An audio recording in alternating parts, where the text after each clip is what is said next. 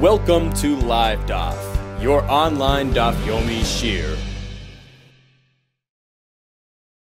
Shalom, welcome back to today's Daf Yomi Brachos, Daf Yomi. We're on the last line of Yud Beis, Amud Beis.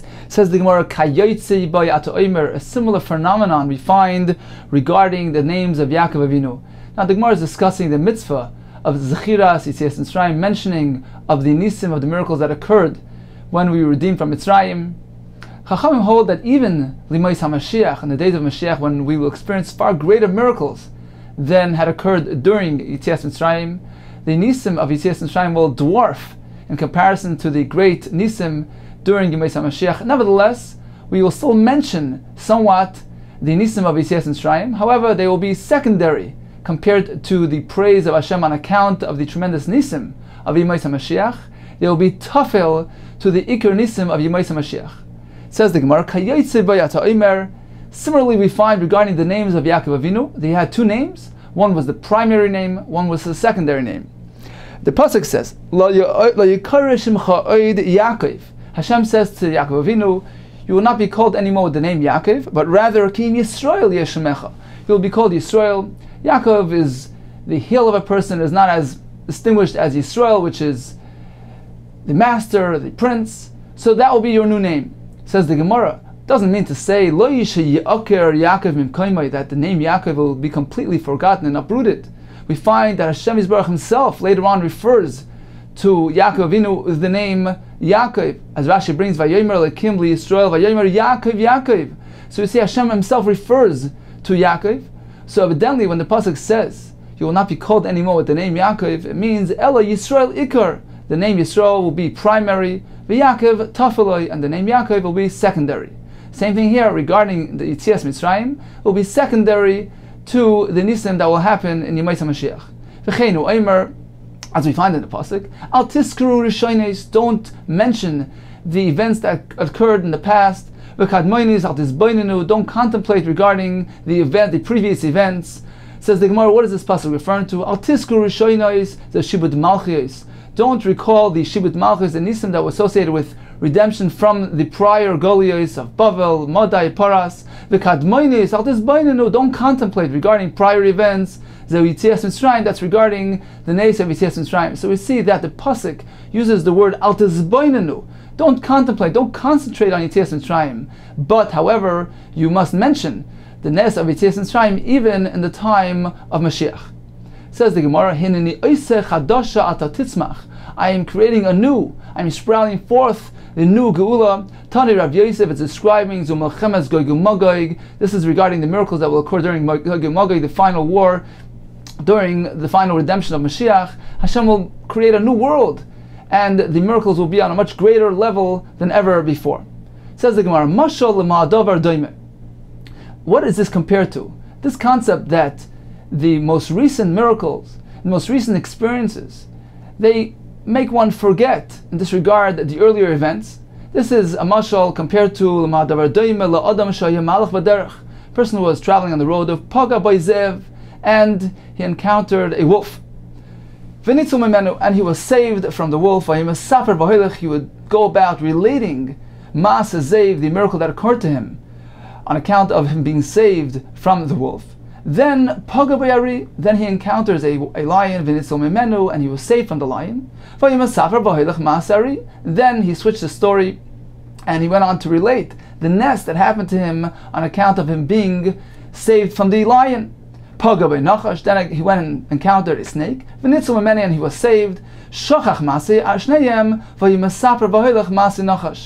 Then, on account of his most recent experience, he forgets, he disregards all the earlier events and sticks strictly to relating the story of the Nachash. Afkach Yisrael, so too regarding Klal Yisrael, Tzoras Achronos, the most recent tribulations, Meshachos as Rishonos, they cause the previous ones to be forgotten. Now, it doesn't mean to be forgotten totally, since according to the Rabbanon, we still will mention somewhat, we will mention the Nes of Yitzias Mitzrayim on a lower scale, but nevertheless the significance of the earlier events were weakened in comparison with the most recent experience that we had lived through.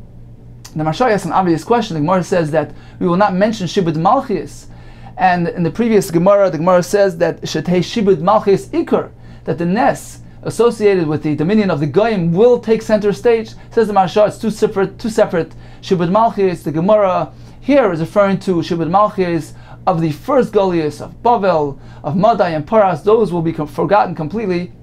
However, regarding Shibud Malchus that the Gemara discusses earlier, which is describing the present day Shibud of Malchus Edom, the final Golus, regarding that Shibud, certainly that will take center stage. That will be the Iker, praise to Hashem upon redeeming us and performing great miracles for us in the final Geula from the final Golus. The Mashal points out that the mashal, the analogy of this man walking on the road, encountering a wolf, then a lion and a snake, is compared to the Goliath that we've experienced. The first one, the wolf, is compared to Mitzrayim, the Ari to Bavel, and the Nachash to Golus Edom, which is the final Golus and Geula. Continues the Gemara on the same note of names. Avram, who Avram is a pasuk in Divrei Hayamim, which describes Avram Avinu as having two names. Avram without a hey, he is Avraham. Says the Gemara, what does this mean? Betchila, initially he was called merely Avram, which means Nasa'av Aram. He was a father, a patron to Aram, to his neighborhood, to the place where he lived. But eventually Hashem made him Nasa'av Chala'ilam Kulai. He was like a father to the entire world, and that is the name Avraham, which denotes the entire world. L'kol Ha'ilam Kulai. Sarai, he Sarah. Regarding Sarah, we find a similar concept. Initially she was called Sarai, then Hashem changed her name to Sarah. Explains the Gemara, what is the meaning? Betchila nasis Sarai lumasa. She was a princess merely to her nation, to her environment, to the people who knew her.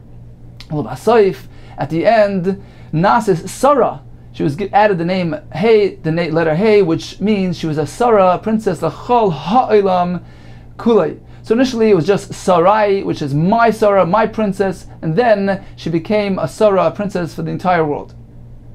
Continues the Gemara. Tani bar kapara, kol ha'korer la'Avram, Avram, oiver b'asei. If one continues to refer to Avram Avinu as Avram, his former name, he transgresses an asei. Shenemar, as we find in the pasuk, v'haya shemcha Avraham, your name will be changed to Avraham, and you may not be referred to as Avram. He actually transgresses a mitzvah leisase. Shenemar lo yikara oida shemcha Avram. One should not call you anymore with the name Avram. Says the Gemara, if that's the case regarding Avram Avinu, if so, elama'ata. If so, hakir Sarah Sarai, regarding Sarah Menu as well, the same concept should apply. Hachinami, so too there, one is transgressing a asay, says the Gemara, or asay, or a lois asay. Says the Gemara, hasam kuchabrichu. Amar lahavram. There, regarding Sarah Menu, that was a private tzivui to Avram Avinu. It applied only to Avram Avinu that he should rename her Sarah. Sarah ishtacha, Sarah your wife, lesikra shma Sarai, ki Sarah shma. That was a commandment which was applied merely, strictly to Avram Avinu, and does not apply to everybody else. Continues the Gemara. Elame'ata. If this is the case, that anytime Hashem instructs one to change his name and not to be called with his former name. So regarding Yaakov Avinu as well, there too Hashem said, you will not be called anymore with the name Yaakov. There too, if one refers to him as Yaakov, he has transgressed the commandment of Hashem. Says the Gemara, Hachinami Shani Hasam. There is different. The Hadar Ahadrikra, because we find in the Torah itself, the Torah refers back to the name Yaakov. Yachsiv, as it says in the pasuk, Vayomer Elokim Yisrael, Hashem told Yisrael, who's Yaakov Avinu, b'maris halayla, in the vision of the night, Vayomer Yaakov, Yaakov. So we find that Hashem himself in the pasuk refers back to the name Yaakov. Evidently, that is not a concern. He had two names. One was primary and one was secondary, as we mentioned earlier. Says the Gemara, Masav Rav Yosef bar Avin, V'teim Rav Yosef bar Zvida. Some say it was Rav Yosef bar Zvida asking the question regarding Avram Avinu. If regarding Avram Avinu, it's absolute, we must refer to him as Avram. If so, how can we find in the pasuk? Not so. We find Atuhu Hashem Alekim Asher Bacharta Ba'Avram. The Navi describes Hashem's choosing of Avram Avinu with the word Avram. How could he refer to him as Avram without the hey? Amar Lei. So he answered him, Amar Lei Hasam Navi Hu Dekomasade L'Shvachei Drachmana. Over there, the Navi is not referring to Avram in the present tense. He's merely describing the praise of Hashem. He's arranging the praise of Hashem regarding previous events, regarding the history. My Dahava Mikara, what took place initially, way back, before his name was changed to Avram Avinu. So, in summary, we have 4 different examples of things that had a transformation that occurred to them. One is regarding description of the Nisim. Initially, Mitzrayim was the primary nes. Yetzias Mitzrayim was our biggest shvach. The miracles that were associated with Yetzias Mitzrayim considered on the highest level, and then Limais Mashiach, that will change.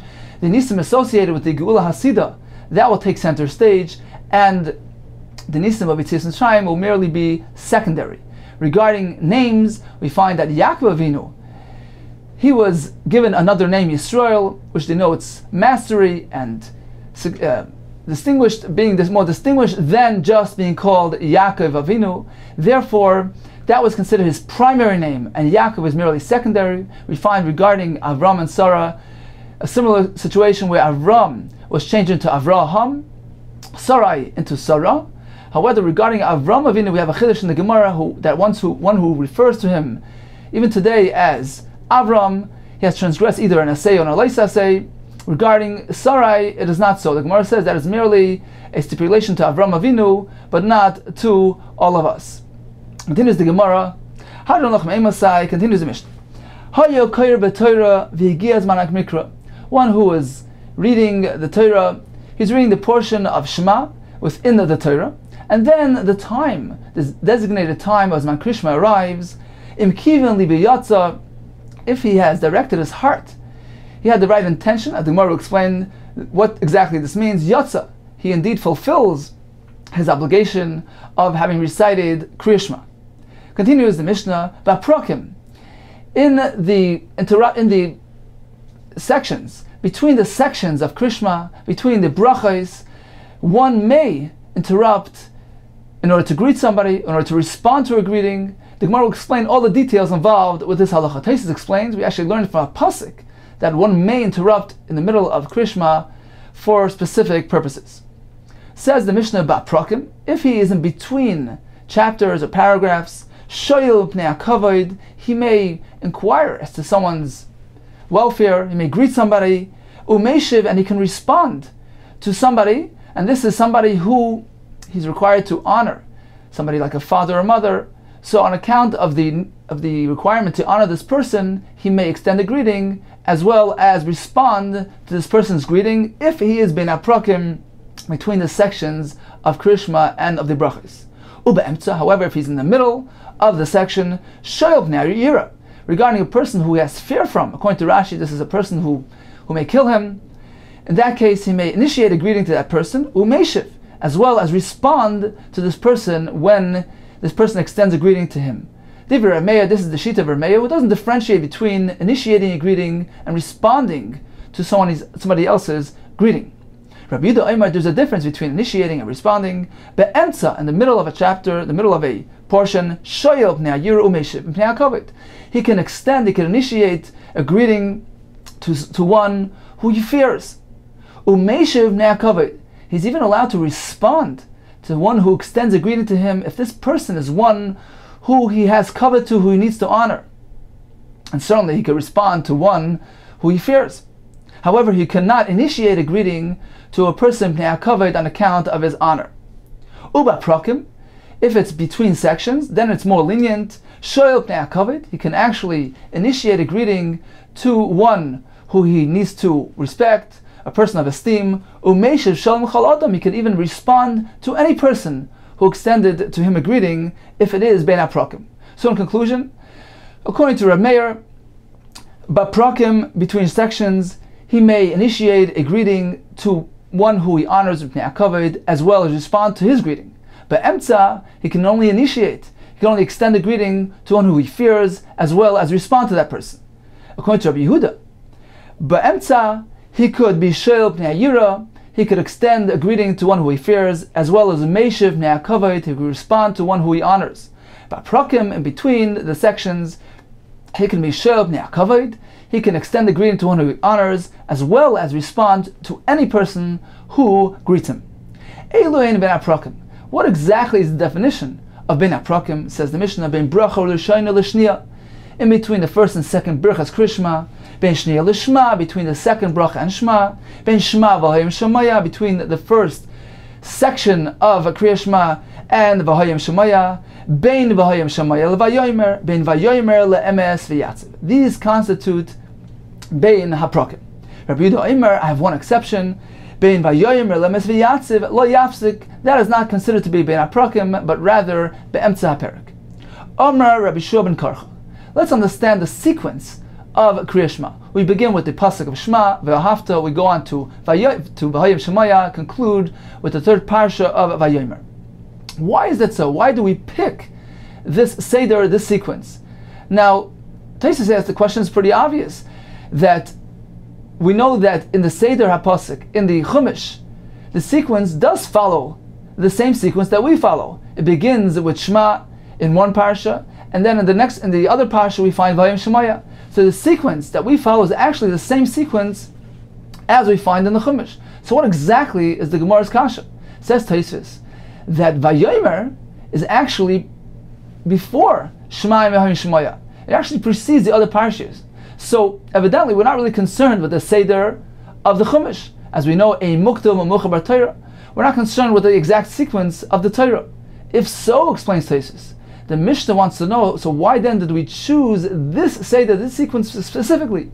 We should have began with V'Hayim Shemaya, which is stated in a plural sense, which is addressing all the Jews collectively. We should have preceded that to the parsha of Shema and V'Ahavta, which is stated in a singular lashon, in a singular form, which is directed at the individual yid. So that is the meaning behind the kasha of Rav Shua ben Karcha. Why did we choose to establish the recital of Shema in this form and fashion?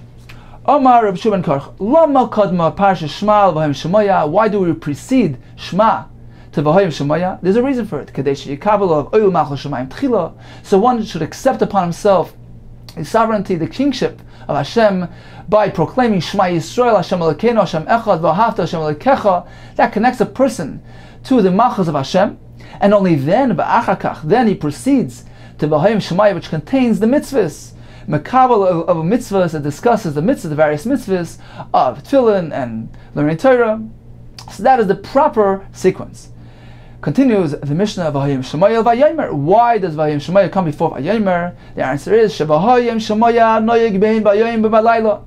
The content of V'Hayim Shemaya, as Rashi explains, the mitzvah of Talmud Torah, that is applicable Bein Bayoim, Bein Balayla, whether by day or at night. A person has a mitzvah of learning Torah at all times. However, Vayomer, the third parsha, which contains the mitzvah of tzitzis, Ein Noyeg al Vayoim Belvad, that is only applicable to daytime, since tzitzis is not obligatory at night.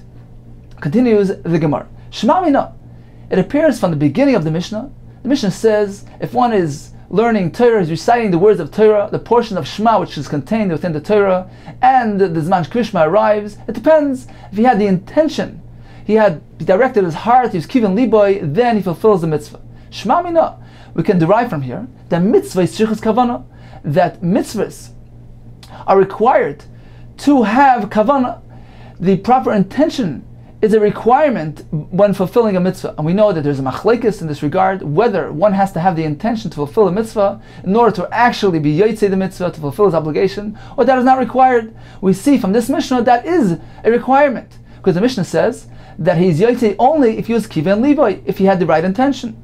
Says the Gemara, no, mayim kivan liboy. When the Mishnah says he directed his heart, the Mishnah doesn't mean he had a kavana to be yotzei the mitzvah, but rather kivan liboy likrois. He had the intention to read, to simply recite the words of Krishna, and then, if he does so, he fulfilled his obligation. Says the Gemara, likrois. We require him to have a kavana to read. Hakakari, we know he's reading. What do you mean he has to have the intention to read? He's actually reading. Says the Gemara, Bekiril Hagia. It's speaking about one who is reading the words of Torah, not to do the act of reciting and reading. He's merely checking to see for mistakes. He's editing the Torah. Therefore, when he recites these words, he's merely saying syllables and words without any intention of actually doing an act, a masa kriya, an act of reading and reciting, and therefore it doesn't constitute an act of recital, and therefore specifically he has to specifically have a kavana of kavanas kriya, and only then, if in his mind he is doing a masa kriya, it can count for the recital of kriya shema. Taisus explains that the Gemara means that he's not being particular about the pronunciations, he's reading haphazardly, and therefore he can't be yaitse. In that manner, he has to take sure to be medayik, to be specific in the exact letters and words that he is reciting. Continues the Gemara. Tana Rabbanan, Krishma Kiksava. One recites Krishma Kiksava the same way it is written, meaning in Lashon HaKodesh. Divrei Rebbe. One may recite Krishma in any language which he chooses. My time with the Rebbe, what is the reason for Rebbe's Shita? Amakra v'hayu. The pasuk regarding Krishma says v'hayu, and they shall be, meaning b'haviyasan the words should remain as they are written in Lashon HaKodesh, and in that manner we are meant to recite Krishma. V'Rabbanan, my tamai, what is the reason for the Rabbanan that one may read Krishma in any language? Amakra shema. The pasuk says Shema, listen here, b'chal lashon shata shemeya, in any language that you hear and that you understand. Says the Gemara, Rebbe Nami, Hoksiv Shema, according to Rebbe, what is Shema implying? What is Shema referring to? It seems that Shema is coming to teach us. Any language is okay. Says the Gemara, that pasuk is required to teach us something else. Hashmeya la'oznacha. Make sure it's audible to your ears, what you express with your mouth. One is meant to read Krishma in a way that he hears the words that he's expressing. Rabbanan svirlu, Rabbanan hold, command the Omar according to like the Shita that holds, one is not required to do that, and therefore, since one is not obligated to hear the words that he's reciting, therefore they do not need to use Shema for that purpose, and they use the word Shema to teach us that one may recite Krishma in any language. Rabbanan nami yaksiv v'hayu. What do the Rabbanan do with the word v'hayu, which implies that the words should remain as they are strictly in Lashon HaKodesh? Says the Gemara, they require that word of v'hayu to teach us a different halacha. Shelo yikra l'mafreya. One must read Shema in the proper sequence. He cannot reverse the words or the verses. Says the Gemara, how does Rebbe know this halacha? Nafkale, he learns it from the word b'dvarim hadvarim. The pasuk says v'hayu hadvarim. There's an extra hay there to denote that these words need to be expressed in this particular fashion, in this sequence, and not in the reverse. V'Rabbanan, what did the Rabbanan do with the extra letter hadvarim? Dvarim hadvarim loidarshi. They do not expound on this. It is insignificant, and therefore they do not use that word for a drasha. So in conclusion, one may not read Krishma l'mafreya, but it's interesting that the Rishonim point out that from our Mishnah, we see that this concept of l'mafreya applies strictly to reversal of words and verses and psukim, but not to the reversal of these sections of Krishma, of Shema, V'im Shmoi, V'yomer. Those can be reversed. If one reverses them, he indeed was yaitze the mitzvah, although not l'chatchila. What do we see that in the Mishnah? Very simple. The Mishnah says that one who was reading the Chumash, and he pays attention, he can be yaitze mitzvahs Krishma. Now we know that if one reads the Chumash keseder in order, first he will read Vayim Shemai, which is in a parsha before of the parsha of Shema. So evidently, one who reads Krishma shalei keseder out of sequence, he recites the portion, the chelik of Vayim Shemai prior to Shema and V'ahavta, he indeed is yaitze. Taisus points out as well that we see from this Mishnah that Brachos are not ma'akev.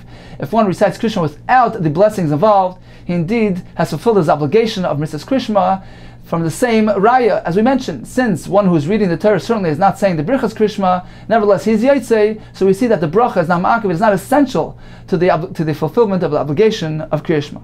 Continues the Gemara.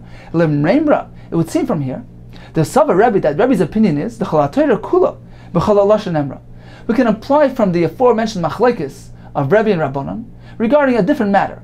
We can infer from Rebbe, since Rebbe derived from the word Vahayu that one must read Krishma in its present form in Lashon HaKodesh, the way it's written in the Torah, that would imply that the Torah, the general Torah, can be read in any format, even in a different language. And therefore, the Torah has to come teach us, specifically regarding Krishma, that one must be specific to read it, take care to read it b'Lashon HaKodesh. As the Gemara again, L'meimra de Sava Rebbe b'chal Torah kula b'chal shenemra. It would seem that Rebbe holds Rebbe is of the opinion that the whole Torah may be read in any language.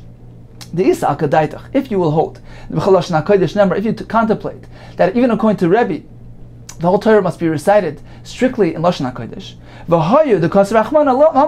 If so, why does the Torah have to go ahead and express V'hayu to teach us regarding Krishma? You must read it B'Lashon HaKodesh. The whole Torah is strictly B'Lashon HaKodesh. Says the Gemara, that is not a raya. You can't prove it from here. Why? Even if you'll assume that according to Rebbe, the whole Torah is B'Lashon HaKodesh Nemra, you must recite it in Lashon HaKodesh. Still, in all the pasuk needs to teach us specifically by Krishma that one must take care to recite it B'Lashon HaKodesh. Why? It is necessary to teach us. Mishum dechsiv Shema, since the pasuk also says Shema, which implies B'chal Lashon, perhaps you can read it in any language. Therefore, the pasuk needs to go ahead and emphasize V'hayu. No, that is not the case. Krishma as well needs to be recited strictly B'Lashon HaKodesh. Continues the Gemara, the same thing regarding the Rabbanon. It would seem from the Rabbanon that they require the word of Shema to come and teach us B'chal Lashon, that one may read Shema in any language. It would seem from there they hold that the Chol Torah Kula, the entire Torah, must be recited strictly B'Lashon HaKodesh, and therefore the Torah has to come teach us regarding Shema. That is not the case.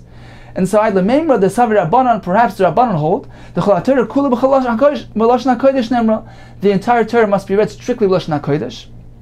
The Isa Kadaitach, because if you'll contemplate B'Chol Lashon Nemra, that one may recite the whole Torah in any language which he chooses, Shema Dekas Rachman Alamli. If so, why does the Torah have to come emphasize by Krishma that one may read Krishma in any language? Why would it be different than the rest of the Torah? Says the Gemara, no, Isrich. Even if you assume that according to the Rabbanon, the whole Torah is B'Lashon HaKodesh Nemra, nevertheless, nevertheless, we require a specific pasuk for Krishma to tell us that Krishma as well can be said B'Chal Lashon. Why is that? Istrich Mishum Dechsiv V'hayu, since it says V'hayu, which perhaps implies that Krishma is different. Krishma requires Lashon HaKodesh, therefore the Torah has to tell us Shema, that Krishma as well can be recited in any language. Hais explains that what the Gemara means B'Lashon HaKodesh, B'Chal Torah B'Lashon HaKodesh Nemra, is not referring to Kriyas HaTorah, but rather to the Parshias, which one is required to recite Min HaTorah, for instance, Pasha Zochar, Mikra Bikurim, Vidu Meiser,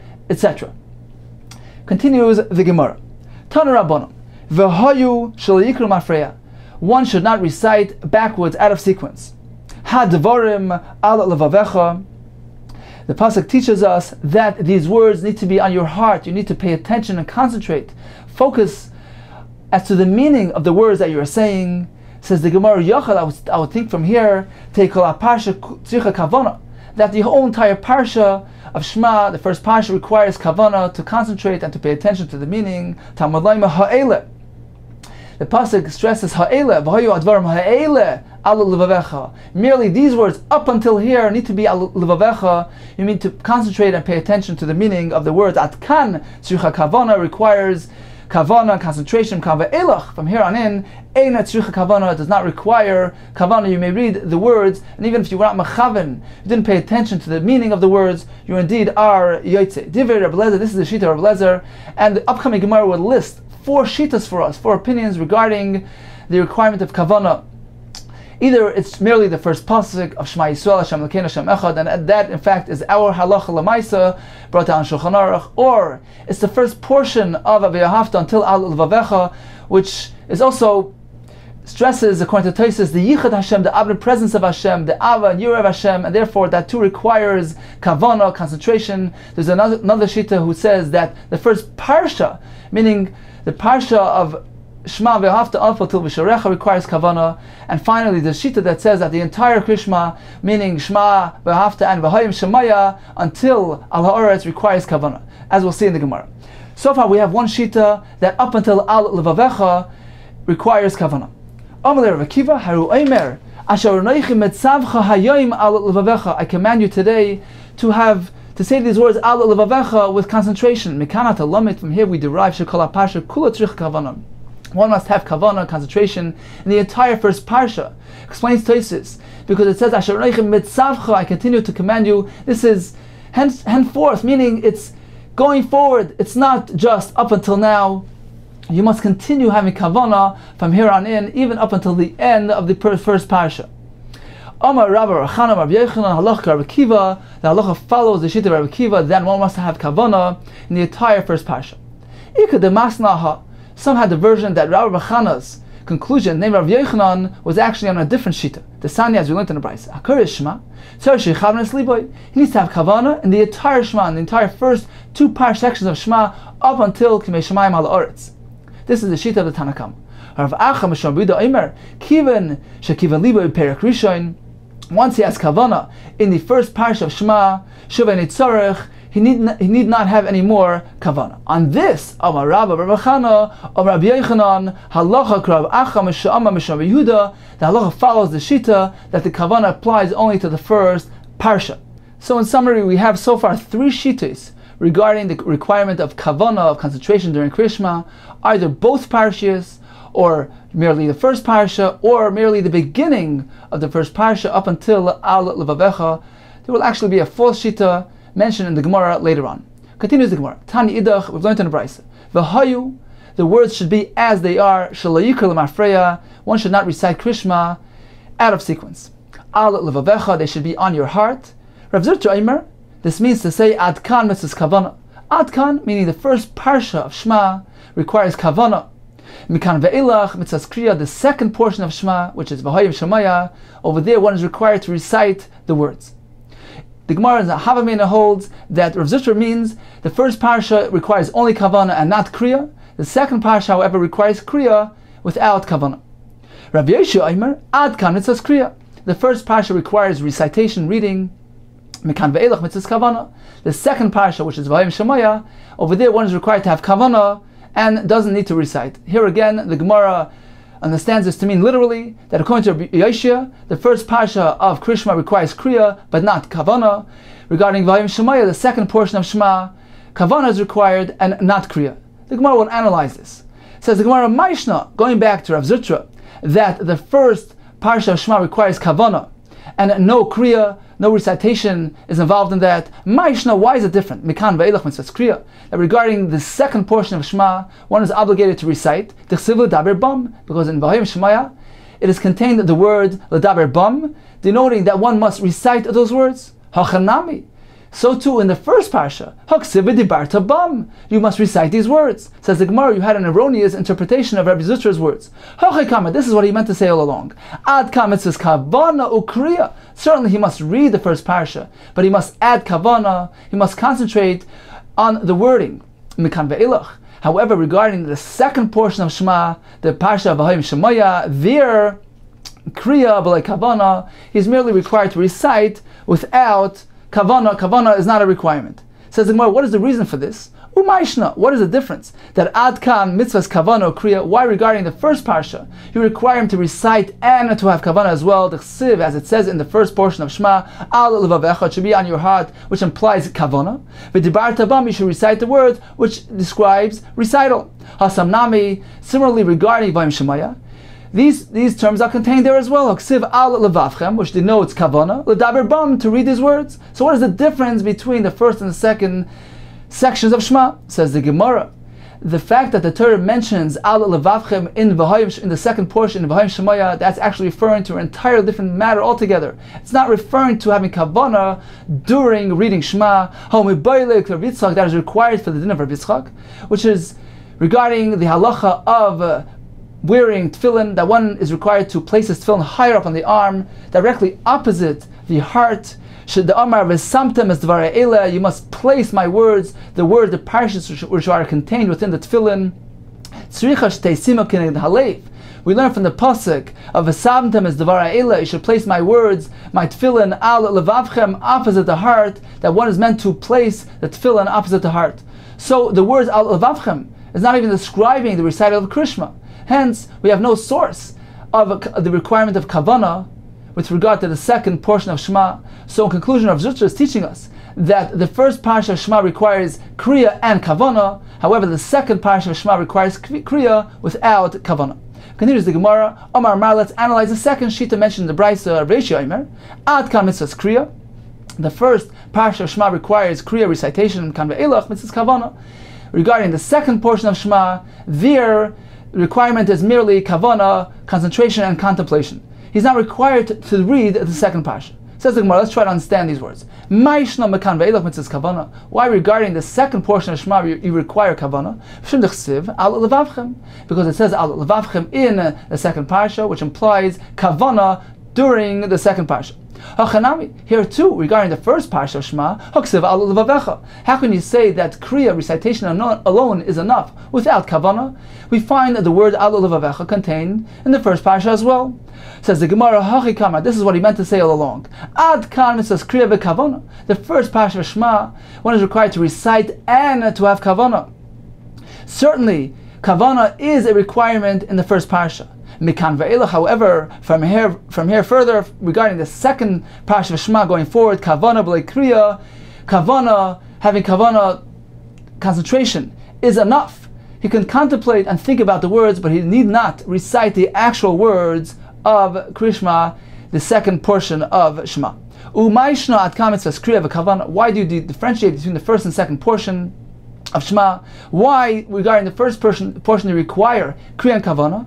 Since it says al levavcha v'dibarta bam, since in the first portion of Shema it says al levavcha v'dibarta bam, you must recite, you must have concentration. Hasam nami, there too in the second portion of Shema, hoksiv al levavcha v'daber bam, you must recite and have kavanah. So what is the difference between the first and the second halakim of Krishma? Says the Gemara, Ahu. The words the daber bam included in Vahim Shemaya is referring to divrei Torah ksiv. It's referring to speaking words of Torah. V'achakam rachmana. This is what the pasuk is teaching you. Agmiru b'nai Torah. Teach your children Torah. Ki heiche de ligr sibuhu, so that they'll speak and converse in words of Torah. So in conclusion, the shita of Rabbi Yoshe is one is required to merely recite the first portion of Shema with kavanah. However, the second portion is not required to be recited, but merely contemplated upon.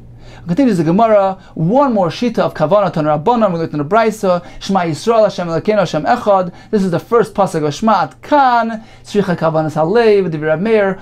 Only strictly regarding the first verse, first pasuk of Shema, one needs to concentrate. This is the shita of Rab Meir. This is how we follow in the halacha, and indeed this is the halacha l'maisa brought down in Shulchan Aruch. As it says, the kaimon kiravad basra, we follow Rava, who was from the latter generations. So in conclusion, we have four shitas in the Gemara regarding the requirement of kavanah by Shema, either merely the first pasuk, or the first portion of the first parsha up until al levavecha, or the entire first parsha, or the both parshas together require kavanah. Continues the Gemara. One who prolongs the pronunciation of echad, they prolong his years and days on account of his prolonging Shema in order to enhance his concentration. As the Mepharshim say, this is a midah, keneged midah, he will be zeicha to a long life. He should prolong the pronunciation of the word of the letter dalet, meaning he should not prolong the ches, but rather the dalet, as Rashi explains, if somebody stops in the middle of echa and he prolongs the ches, he has not said anything. It has no significance, has no meaning. Therefore, only when he gets to dalet, when he completes the word, at that point he should prolong. Omar Vashi, although you are guarding him against prolonging the ches, he shouldn't rush to the ches so that it's not audible. He needs to find a happy medium between rushing and prolonging. Rav Yomi he was sitting in front of Chi Abba. He was prolonging very much. That's not required. Once you've accepted Hashem's sovereignty, you've proclaimed His kingship. Lamala on the heavens above, lamata on the earth below, to all four corners, to all four directions of the heavens. No more is required. You've done enough. Amar Rav Nassim bar Marukva. Amar Rav Yehuda. Al levavecha ba'amida. When one says the words al levavecha, he should stand in one place. Taisus explains that by standing in one place, that enhances the ability to concentrate. Says the Gemara, does he mean literally when he says the words al levavecha? What happened up until then? Was he walking when he said Shema Yisrael? Why is the words al levavecha so important? Says the Gemara, al levavecha sal kadaitach. Do you mean to say strictly those words? Ella, but rather ema ad al levavecha ba'amida, up until, from the beginning, up until al levavecha, he should stay standing in one place. Mekan ve'elach loy. Past that, he could start walking, and evidently we're following the shita of Beis Hillel, who allows one to recite Krishma b'halicha when he's walking. And again, according to the practical halacha l'maisa and Shulchan Aruch, we paskin that only the first pasuk of Shema requires full concentration, and hence this halacha of standing in one place will only apply to the first pasuk of Shema. Continues the Gemara. One is required to stand in one place when he recites the entire first parsha of Azar. Rabbi Yochanan is following his shita mentioned earlier that one is required to have full concentration while he recites the entire first parsha, not just the beginning portion of the first parsha. He's following his shita, as mentioned earlier, the Amar Rabbi Yochanan, halacha karbacha shalom Yeshua, that the entire first parsha requires concentration, and therefore, regarding this halacha as well, one must remain in place when he recites the entire first parsha. Continues the Gemara. Tana Rabbanan. Shema Yisrael Hashem Elokeinu Hashem Echad Zu Krishma Shel Rabbi Nasi. This was the entire Krishma experience of Rabbi Nasi. Since he was exclusively immersed in Torah study, he merely stopped for a short moment to say Krishma, only the first pasuk, and no more. His opinion was that only the first pasuk, the first verse of Shema, is biblical, is a chi midiraisa, and therefore he merely said the first portion and omitted the rest. I never noticed that Rebbe was makabel of Malchus Shamayim. Since he's been sitting and teaching us Torah all along, I never saw him stop, interrupt, even for a moment, to say Krishma, to accept upon himself the sovereignty, the yoke of heaven. So he responded to him, Bar Pachsi, a son of noble people, a son of Tamid Chachamim. This was a complimentary term. You haven't noticed that B'shah Shemaver Yadav Apanav, when he passes his hands over his face. At that point, it is merely a short moment, but it is enough time for him to recite the first pasuk, Mekabel of Ol Malchus Shamayim. At that point, he certainly is Mekabel himself, Ol Malchus Shamayim, Hashem's kingship, by reciting the pasuk of Shema Yisrael, Hashem Elokeinu Hashem Echad. And the reason why he places his hand in front of his eyes is to remove any distractions and to enhance his concentration. And this indeed is the source for our custom today when we place our hand over our eyes when we recite Shema. Continues the Gemara. We know that he recited the first pasuk during his learning. The Gemara wants to know whether later on did he come back to complete the other portion of Shema. Did he suffice with the first pasuk and did not complete the rest? We have a machlekes in this regard. He did not complete. He did indeed complete the rest of the chalakim of Krishma. It's all well according to my opinion. He never completed it completely. That's the reason.